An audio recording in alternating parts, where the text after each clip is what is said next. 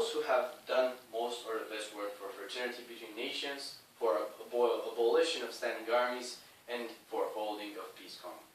This is the most important criteria for awarding the Nobel Prize for Peace, ladies and gentlemen. As team proposition, what we will do today is prove to you that the European Union has absolutely no way in order to achieve this criteria, and has never done so throughout history.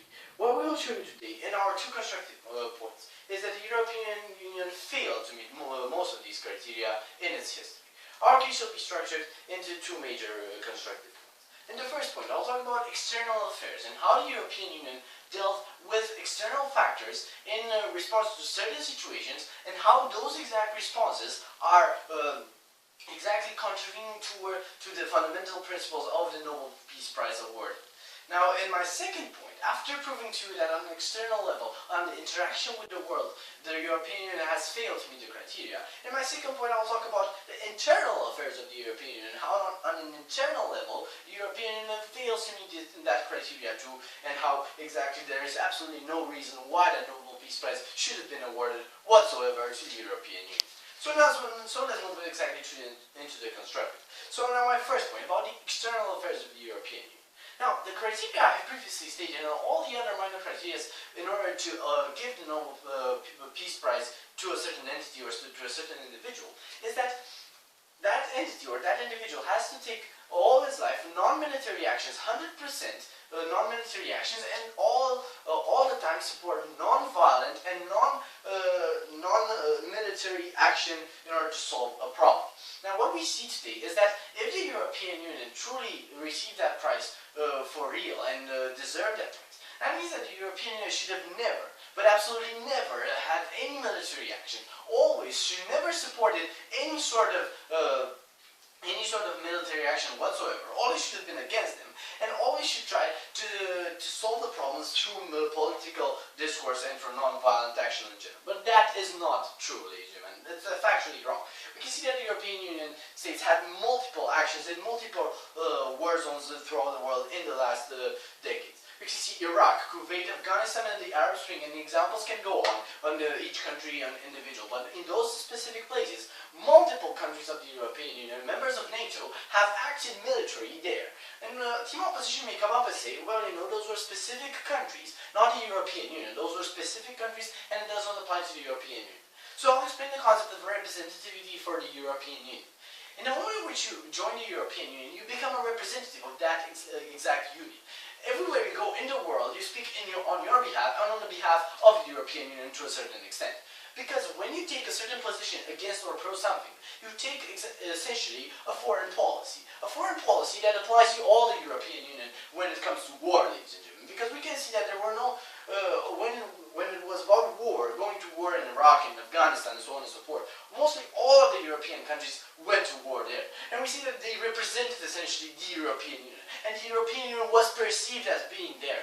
The European Union was perceived as an aggressive agent that went on the war zone, fought, and so on and so forth. Because it was represented by its most important members, by France, by Germany, by the United Kingdom, and so on and so forth. Furthermore, let's understand the importance of a Nobel Prize. Because the Nobel is a very, very important award. It is the most important award you can get as an entity, as an individual, when it comes to peace. Now, that being said, we have to acknowledge the fact that the criteria in order to receive this prize must be very, very clear, very, very strict, if we can tell it. You must be very pure, if you can say so, or clear, very correct, very upright.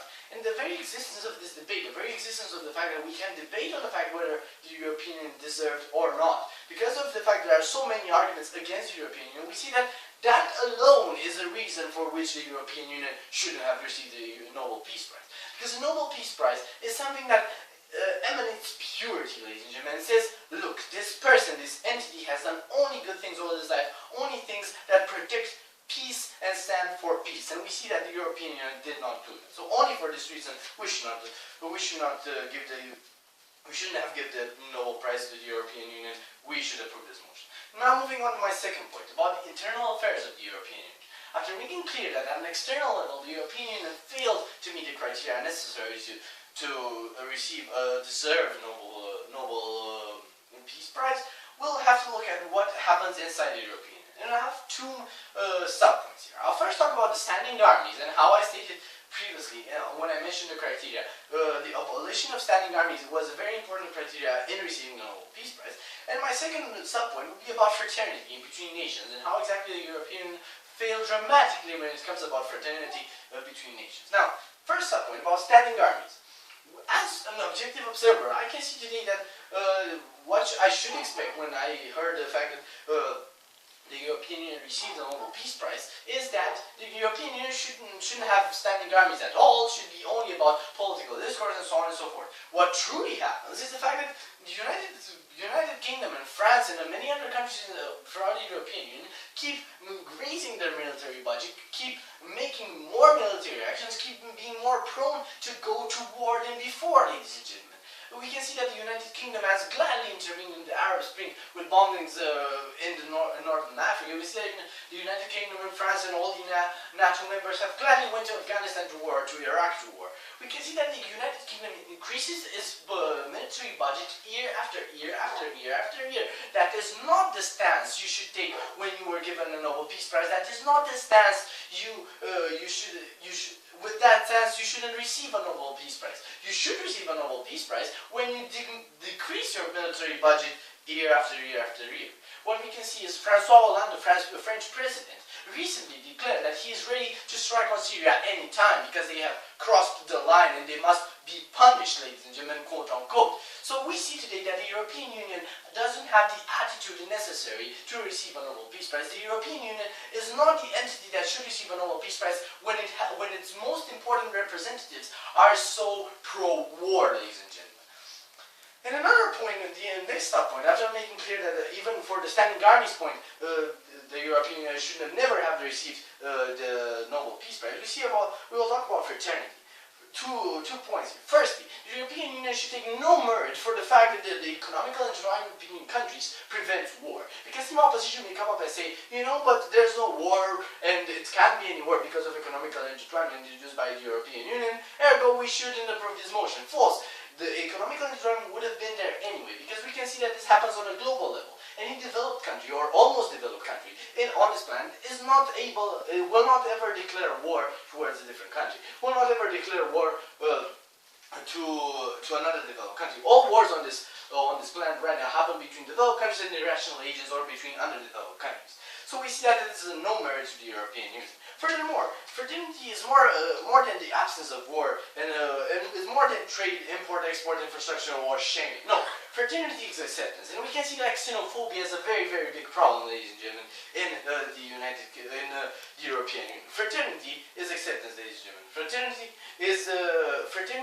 is truly accepting the others around you, and we can see that the United Kingdom disagrees, for example, 80% with immigration. So we see that even at this level, the European Union fails. For all those reasons, ladies and gentlemen, please approve this motion and acknowledge the fact that the European Union does not deserve this award. Thank you.